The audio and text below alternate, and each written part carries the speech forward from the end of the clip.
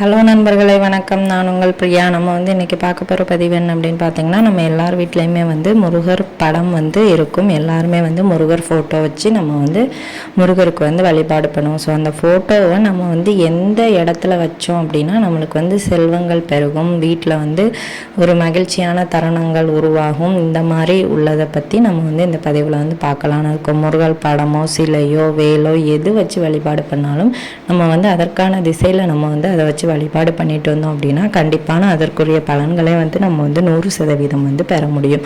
அது எந்த திசைன்னு சொல்லிட்டு நம்ம இந்த பதிவில் பார்க்கலாங்க. அதுக்கு முன்னாடி இந்த பதிவு பார்க்கக்கூடிய நீங்கள் அனைவருமே முருக பக்தர்களாக இருந்தீங்க அப்படின்னா மறக்காமல் ஓம் சரவண பவான்னு சொல்லிட்டு நம்மளோட கமெண்ட் பாக்ஸில் கமெண்ட் பண்ணுங்கள். நீங்கள் இதுவரைக்கும் நம்மளோட சேனலை சப்ஸ்கிரைப் பண்ணாமல் பார்த்துட்டு இருந்தீங்க அப்படின்னா மறக்காமல் சப்ஸ்கிரைப் பண்ணி சேனலுக்கு சப்போர்ட் பண்ணுங்கள். நீங்கள் சப்போர்ட் பண்ணுறது சேனல் க்ரோத் ஆகிறதுக்கு ஹெல்ப்பாக இருக்கும். இப்போ வாங்க நம்ம பதிவுக்குள்ளே போகலாம். ஸோ நம்ம எல்லார் வீட்லேயுமே முருகர் படமோ சிலையோ இல்லை வேலோ வச்சு வழிபாடு பண்ணிட்டு வருவாங்க. இப்போ இருக்கிற இந்த கலியுகத்தில் முருகப்பெருமானோட பக்தர்களாக எக்கச்சக்கமான மனிதர்கள் மாறிக்கொண்டு வராங்க.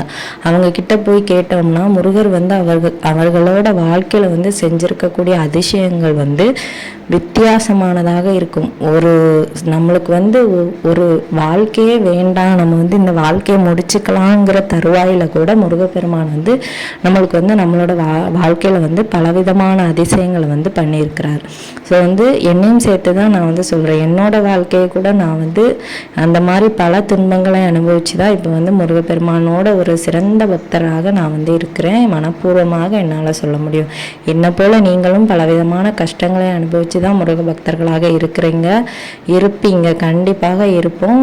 ஒரு சில பேர் ரொம்ப உயர்ந்த நிலையில் இருப்பாங்க. ஒரு சில பேர் எவ்வளோ கஷ்டமாக இருந்தாலுமே முருகப்பெருமானை நினைக்கும் போது அவங்க உள்ளன்போடு அவங்க பெரிய ஒரு கோடீஸ்வரராக இருக்கக்கூடிய ஒரு அளவுக்கு நம்மளுக்கு அந்த அளவுக்கு மனப்பூர்வமாக முருகர் நம்ம மனசில் பெரிய கோடீஸ்வரராக வாழ்ந்து கொண்டு இருக்கிறார். இது உண்மையான ஒரு விஷயம். ஸோ நம்ம இப்படி வழிபாடு பண்ணக்கூடிய நம்மளோட முருகப்பெருமானை நம்ம கரெக்டான திசையில் வச்சு வழிபட்டுட்டு வரும்போது கண்டிப்பாக அதற்குரிய பலன்களை நம்ம பெற முடியும். அது எந்த திசை அப்படின்னு பார்த்தீங்கன்னா, நம்ம எல்லார் வீட்லேயுமே பூஜை அறை இருக்கும்.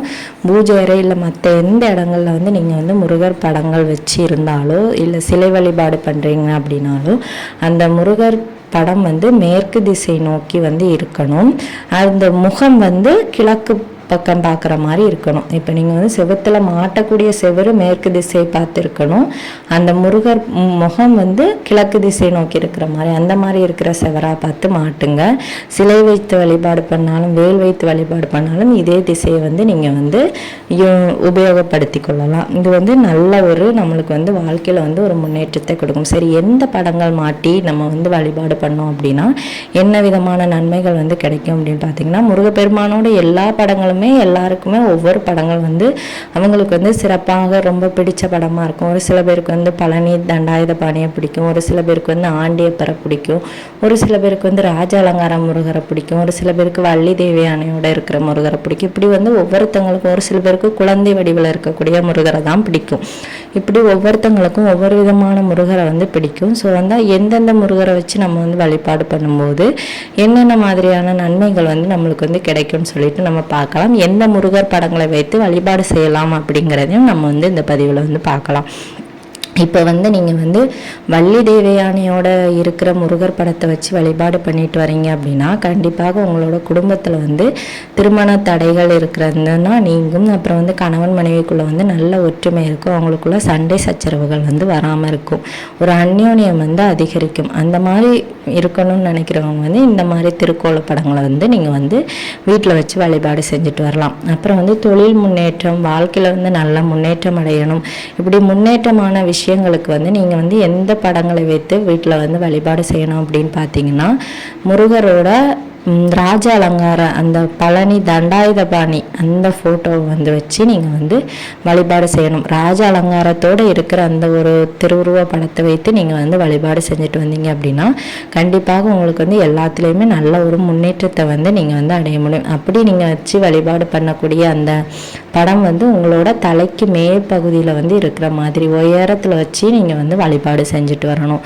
அந்த படத்துக்கு வந்து நீங்கள் வந்து செவ்வாய்க்கிழமையான செவ்வரளி மலரும், வெள்ளிக்கிழமையில் வந்து பன்னீர் ரோஜாவும், அப்புறம் வந்து புதன்கிழமை திங்கட்கிழமைகள்லாம் ஒவ்வொரு விதமான மலர்கள்னால நீங்கள் வந்து அலங்காரம் செஞ்சு அவரை வந்து வழிபாடு செஞ்சுட்டு வரும்போது கண்டிப்பாக உங்களுக்கு வந்து நல்ல விதமான ஒரு பலன் வந்து கிடைக்கும் அப்படின்னு வந்து சொல்லப்படுது. அதே மாதிரி நீங்கள் வந்து இந்த ராஜ அலங்கார முருகப்பெருமானை வந்து வீட்டில் வந்து வழிபாடு பண்ணிட்டு வரீங்க அப்படின்னா அவருக்கு வந்து நீங்கள் வந்து கண்டிப்பாக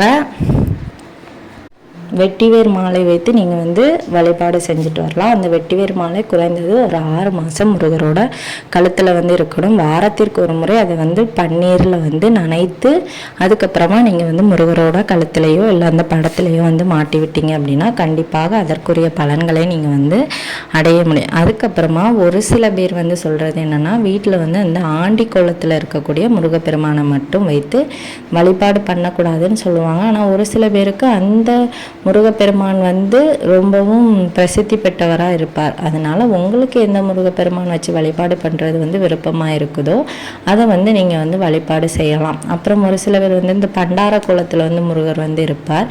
அந்த மாதிரி இருக்கிற முருகப்பெருமானையும் வழிபாடு செய்யக்கூடாதுன்னு சொல்லுவாங்க. ஆனால் ஒரு சில பேருக்கு வந்து அந்த முருகப்பெருமானை தான் ரொம்பவும் பிடிக்கும்.